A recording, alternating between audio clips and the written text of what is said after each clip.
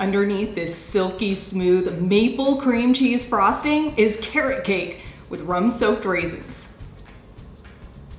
For this recipe, I begin with the maple cream cheese frosting so that it can chill in the fridge while I make the cake. So I start by mixing the cream cheese and butter together, then add the powdered sugar and maple syrup in batches. I'm careful not to add too much syrup at one time because it could cause the butter to separate. Then I transfer the frosting to a gallon zippered bag. That way, when I'm ready to frost the cake, I cut off a corner and use it as a piping bag. Next, separate the eggs and set the yolks aside. With a hand mixer, whip the egg whites to the soft peak stage and then set them aside as well. In a small bowl, combine your flour, baking soda, baking powder, salt, cinnamon, ginger, and nutmeg. Stir to combine these very well and set aside. Now let's get started on the batter. In a large bowl or the bowl of your stand mixer, cream the butter and brown sugar. Add the egg yolks, then the yogurt and vanilla, mixing well in between each one. Then the raisins that have been soaking in rum overnight, add those along with the rum.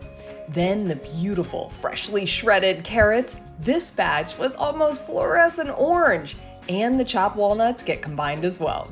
Now gradually add the flour mixture with your hand mixer on a low speed. Once all of the dry ingredients are mixed in well, turn the speed up on the mixer and give it a good whip.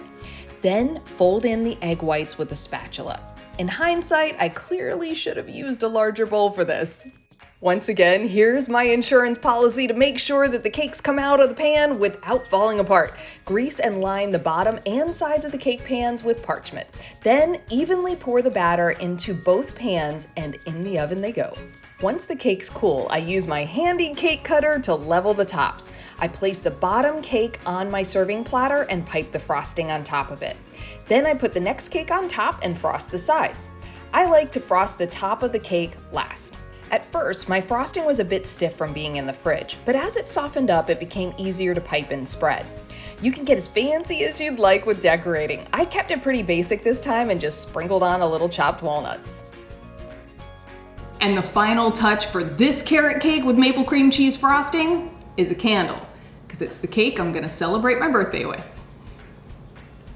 You can grab this recipe for gluten-free carrot cake with maple cream cheese frosting at homewithshay.com. Shay Ryan, ABC Action News.